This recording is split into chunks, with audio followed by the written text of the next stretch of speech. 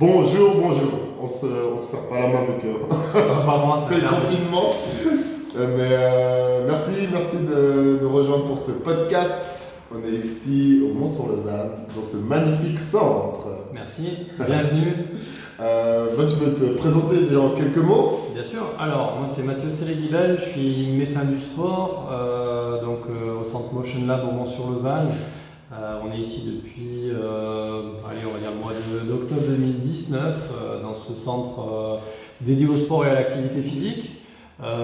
Qui regroupe un petit peu tout ce qu'on peut faire autour du sport, du sportif, qu'il soit d'élite ou du sport santé, tout ce qui est suivi médical, paramédical, la physiothérapie, la préparation physique, mais aussi la remise au sport et à l'activité physique dans un endroit qui est sécurisé et encadré avec de relativement bonnes conditions et de technologies intéressantes pour s'entraîner. J'ai pu visiter, je vous confirme, les conditions sont exceptionnelles. C'est vraiment un centre magnifique.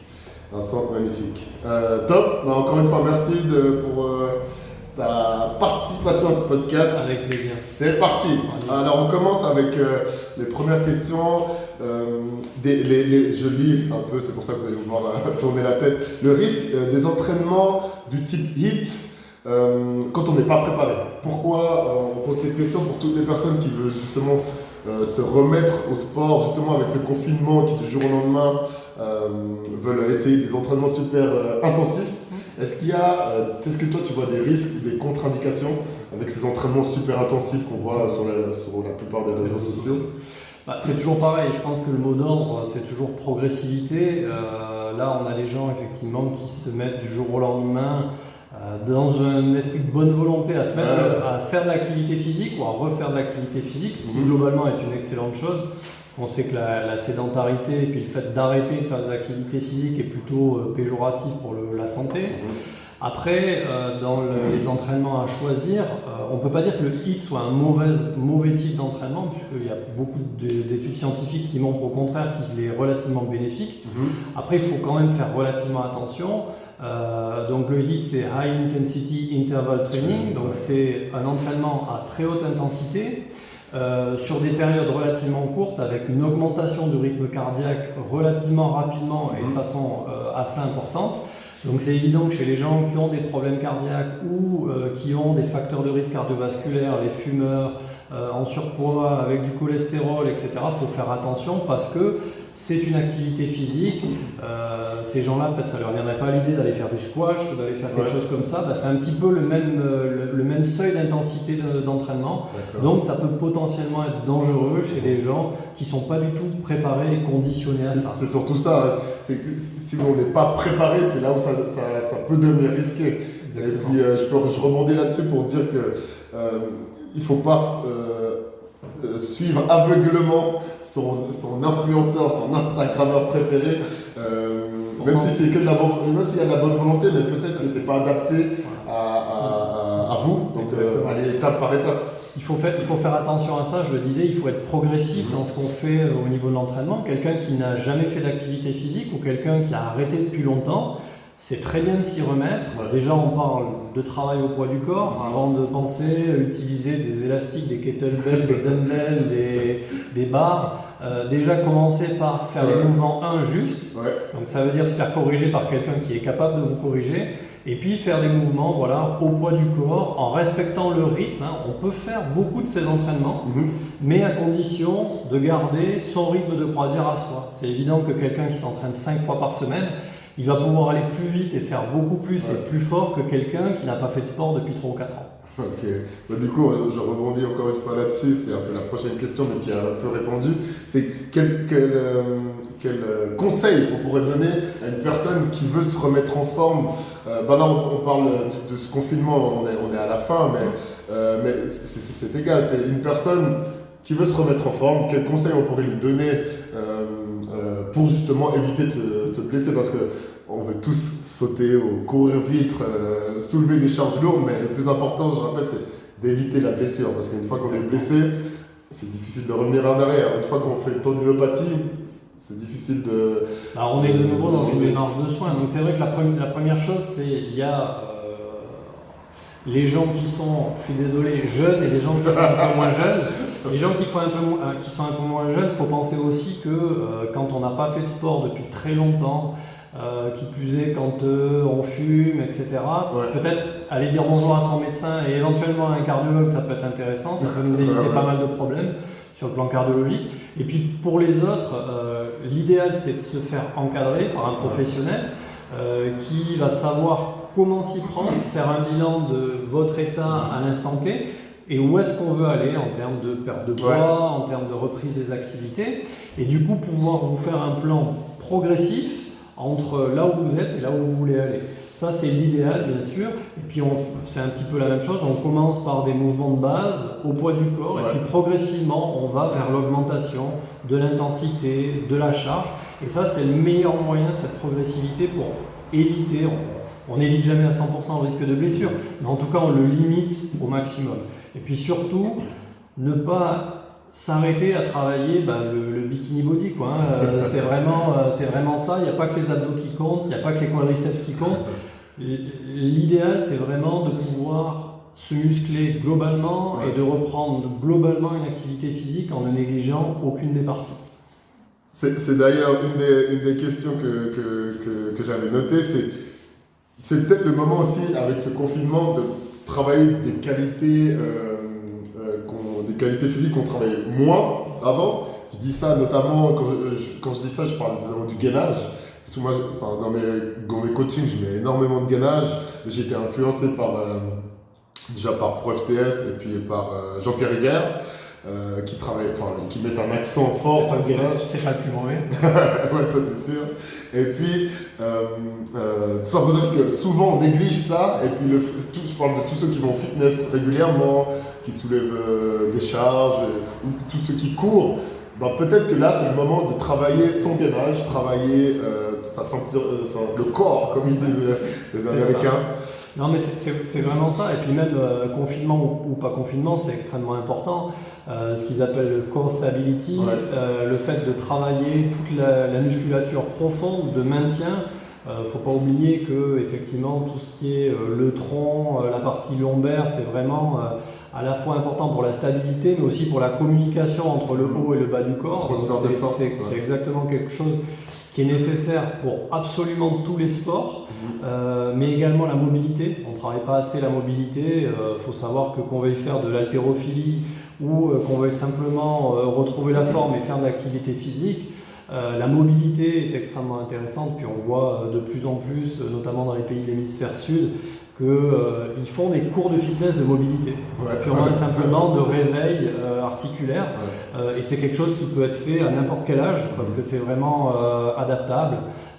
Et ça, c'est effectivement extrêmement important. Il n'y a pas que le fait de se muscler qui compte, muscler les muscles moteurs qui se voient. Il y a aussi tout ce qui est posture, gainage, mobilité, étirement. Tout ça, c'est des choses qui sont extrêmement complémentaires et extrêmement importantes. On voit notamment, moi ce que je recommandais un peu aux athlètes que je suivais, mais que je ne pouvais pas voir justement pendant ce confinement, c'était de mettre l'accent un peu plus sur le yoga. C'est-à-dire que yoga pilates, très intéressant. Yoga, pilates, en plus on a une coach qui est top, Jasmine Camarota, qui est danseuse au Major Ballet. Qu'on connaît assez bien. Qui donne des séances de pilates. Et puis c'est vrai que c'est peut-être le bon moment justement de prendre le temps de travailler un peu plus ça. Et puis j'insiste parce que souvent on remarque qu'après avoir bien bossé ça, on revient à la salle et puis on a des meilleures performances. Donc c'est pas un hasard. On développe comme quand un athlète est blessé, où il développe ce qui était ses défauts ou ses moins bonnes qualités en les améliorant. C'est exactement le même principe. Il ne faut pas penser qu'en développant la mobilité ou le core stability, on ne va pas développer ses performances même sous une barre. Au contraire, on a souvent tendance à améliorer sa force explosive parce que justement ce transfert de force entre le bas et le haut du corps est beaucoup plus important.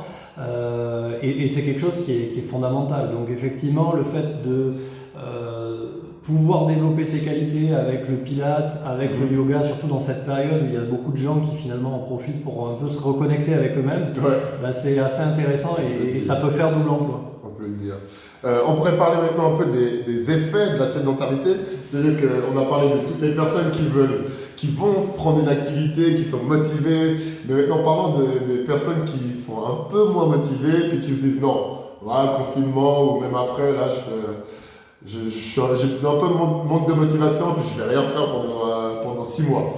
Quels sont les risques de la sédentarité, que ce soit au niveau squelette, ou au niveau musculaire, ou même... que peux-tu nous dire là-dessus? Ils sont multiples, hein, on les connaît, puis maintenant c'est de notoriété publique que la sédentarité, c'est pas bien. C'est pas bien pourquoi? Parce que ça s'accompagne de plusieurs choses. D'abord, psychologiquement, les gens en règle générale sont dans un moins bon état psychologique quand ils sont sédentaires, parce que le rythme de vie il est relativement monotone, et puis on se prive finalement sur le plan hormonal, etc., des sécrétions d'endorphines qui sont les hormones du bien-être, hein, donc c'est vraiment autant à l'extrême on a les addictions au sport, mais de l'autre côté on a quelque part le manque de sécrétion d'endorphines qui fait qu'on n'a pas cette sensation de bien-être, on dort moins bien, etc. Ça c'est un plan qui est quand même assez important. Le deuxième plan c'est la santé. Le fait d'être sédentaire, on bouge moins, on a une dépense énergétique qui est moins importante, donc on a tendance à prendre de la masse grasse. Qui dit prendre de la masse grasse, souvent quand on est dans cette démarche, on mange aussi de façon pas assez appropriée. Et puis cholestérol, on mange trop de sucre, problème au niveau de l'insuline, potentiellement diabète. C'est l'effet boule de neige, quoi.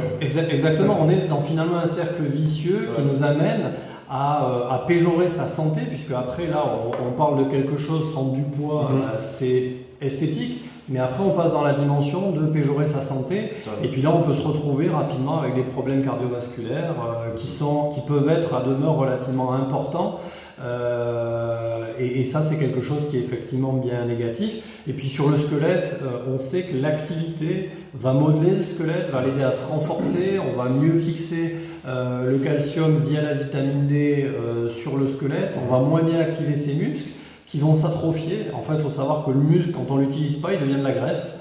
Et pour revenir en arrière après, c'est beaucoup plus compliqué. Donc c'est vrai que ce cercle vicieux, il faut arriver, alors soit seul, soit en se faisant aider, à retourner dans un cercle un peu plus vertueux où on va de nouveau, ça peut être au lieu de prendre les transports, marcher un peu plus, au lieu de prendre l'ascenseur, monter les escaliers. Exactement, ça peut être des choses extrêmement simples de la vie de tous les jours, et se fixer comme ça des petits objectifs quotidiens qui vont être vraiment bénéfiques pour la santé. Pourquoi pas, il y en a maintenant à tous les prix, s'offrir un podomètre ou une petite montre qui va vous permettre simplement de vous dire combien vous avez marché aujourd'hui, à quelle intensité vous avez marché. Attention à la dépense calorique sur les montres qui sont de très très loin pas juste. C'est ce que j'allais dire, c'est qu'en général ils exagèrent facilement de 20 à 30%. Il y a à peu près 30%. 20 à 30%, donc si par exemple vous voyez que vous avez brûlé 1000 calories, c'est peut-être 800 voire 700. Mais c'est déjà pas mal. C'est déjà pas mal. Mais top, je rebondis sur ce que tu dis, c'est que pas besoin forcément d'aller se défoncer à la salle, on peut vraiment dire ça parce que des fois c'est ce qu'on voit, mais rien que d'aller au boulot à pied ou à vélo, ou de jardiner ou de marcher un peu plus. Et très important, faire attention à son alimentation. Ce qui marche très bien dans le fait de reprendre une vie plus adaptée, moins sédentaire, etc., c'est activité physique et puis faire attention à son alimentation. Éviter de grignoter entre les repas, et puis avoir un régime équilibré. Il faut arrêter avec les régimes tout protéines, tout gras. Non, le but c'est on est fait pour manger de tout dans une quantité adaptée, et ça c'est super important. C'est sûr, ça c'est sûr. On pourrait finir avec une question sur les risques. Quels sont les risques, quels sont les signes qui peuvent alerter, on parle de blessures. C'est-à-dire que si par exemple on se remet au sport et puis tout d'un coup je sens que, je sais pas, j'ai des petites douleurs à droite à gauche, est-ce que ça c'est des signes qui me disent que hop, je suis allé trop fort, ou il y a d'autres signes, ou est-ce que c'est seulement la douleur qui est un facteur, ou il y a d'autres signes qui peuvent alerter? Alors la douleur c'est très subjectif, donc c'est très compliqué de baser un raisonnement sur la douleur. Globalement, il y a la douleur qui survient brutalement sur un mouvement en faisant de l'activité physique. Ça, jusqu'à preuve du contraire, c'est une lésion musculaire, donc c'est ce qu'on peut quand même considérer comme étant une vraie blessure musculaire qui demande une consultation. Et puis après, il y a ce qu'on va appeler les courbatures, qui sont des douleurs qui sont en règle générale différées de l'activité physique, et puis qui sont le signe d'abord que vous avez bien travaillé, ça c'est la première chose. Donc les courbatures, c'est pas grave. Par contre, il faut accepter aussi au début, quand on a beaucoup de courbatures, peut-être d'espacer les entraînements, parce qu'il faut laisser le muscle récupérer. Pas travailler directement. Quand on a ces symptômes-là, il faut savoir que quand on fait de l'activité physique, on va agresser le muscle, mais dans un bon sens, c'est-à-dire qu'on va le faire travailler, et puis il va avoir besoin de se régénérer, non seulement pour redevenir opérationnel complètement, mais ça veut aussi dire qu'il va progresser par rapport à la fois d'avant. Donc c'est ça les progrès qu'on fait, et ces signaux-là sont simplement le signe de dire attention, on m'a beaucoup fait travailler, laissons-moi un petit peu tranquille, et puis après je vais pouvoir de nouveau ordonner ce que j'ai à faire. Et puis c'est là que je parlais de progressivité, c'est super important de comprendre que on ne peut pas passer de 0 entraînement semaine à 5 ou 6 entraînements semaine du jour au lendemain, c'est impossible. Il faut être progressif, c'est-à-dire que la première semaine on va peut-être en faire 2, et puis la semaine d'après on va en faire 3, et puis si 3 ça a été difficile, on va faire un plateau pendant 2-3 semaines où on va rester à 3 entraînements, et si ça va bien la fois d'après on pourra remonter à 4, et puis on pourra aussi varier à l'intérieur l'intensité de l'entraînement. Mais il faut être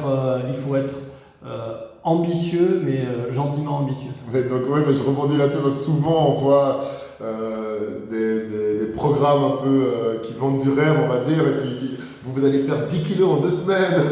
Déjà, c'est pas vrai. Et puis ça peut être dangereux de s'entraîner alors qu'on n'a pas l'habitude tous les jours. Ça c'est quelque chose qu'il faut éviter. On arrive gentiment à la fin de ce podcast. On a une dernière question qui me vient en tête. C'est si on se remet dans une activité physique, qu'on est motivé, qu'on fait tout bien, qu'on va voir un coach qui nous aide, qui nous encadre, comme ici, dans ce magnifique centre, quels sont les moyens pour essayer de récupérer un peu mieux? C'est peut-être la question qu'on peut se poser. Est-ce que, j'ai envie de dire, logiquement on va se dire qu'il faut dormir, il faut manger beaucoup de fruits et légumes. Pourquoi je dis ça? Parce que souvent il y a des jeunes qui me disent « Steve, il faut que je prenne quoi comme protéines ?» Je dis « T'as mangé des fruits cette semaine ?» Mais c'est tout bête, mais est-ce que tu as mangé des fruits cette semaine? Et puis en général c'est non. Ah ouais, peut-être un truc. Donc déjà ça part de là. Clairement. Non, l'alimentation, tu as raison, le sommeil extrêmement important, le sommeil permet de régénérer le corps, donc ça c'est vraiment quelque chose qui est primordial. La qualité du sommeil, il y a à la fois la durée, c'est-à-dire que sommeil c'est entre 7 et 10 heures de sommeil par nuit, ça c'est quelque chose qui est bien. Et puis il y a la qualité du sommeil, c'est-à-dire éviter de faire 4 heures devant les écrans avant d'aller se coucher, pour essayer de rapidement tomber dans un sommeil profond qui va être vraiment intéressant pour la récupération. Puis après, pour tout ce qui est récupération, il y a beaucoup de choses qui ont été essayées. Quand on fait un peu la littérature scientifique, on se rend compte qu'il y a 2-3 choses qui ressortent vraiment en dehors de l'alimentation et du sommeil. Il y a la cryothérapie. La cryothérapie, c'est un des éléments qui à la fois influe sur la qualité du sommeil et la qualité de la récupération. Attention, cryothérapie corps entier, attention, les systèmes à l'azote, très discutés aujourd'hui, risque de brûlure, inhalation de gaz. Donc privilégier les systèmes de cryothérapie corps entier électrique. Qu'il y a ici d'ailleurs. Qui sont très sûrs sur le plan de la sécurité vraiment. Et puis la partie massothérapie, le massage, toi, en basketteur, tu sais que pour la partie récupération musculaire, c'est super important. J'étais tout le temps vers le physio pour le ça peut être super intéressant. Et puis après, il y a des petites choses, l'électrothérapie, pourquoi pas, les modes sur les électrothérapies, les modes de récupération. Mais on tombe dans des choses qui sont beaucoup plus discutées et puis qui sont un petit peu au cas par cas. Les anti-inflammatoires ne sont pas un moyen de récupérer, que ça soit clair. Et puis sinon, tout simplement le repos. On oublie ça, mais ça peut servir. Donc, on peut résumer ça en disant manger, tout bête, mais manger plus de fruits et légumes, dormir, massage, si on ne peut pas se faire masser, des automassages, ça va déjà bien. Ouais. Et puis la cryo, si on n'a pas accès à la cryo, les bains froids déjà, c'est aussi une option. On essaie de faire avec Avec les moyens du bord. Mais c'est clair que si vous avez la chance, je vous invite vraiment à venir visiter ce centre et même prendre rendez-vous pour que ce soit les physios ou votre préparation physique, parce que le centre est juste magnifique. Merci. Merci beaucoup. Merci beaucoup. Et puis, portez-vous tous bien. Ciao. Au revoir.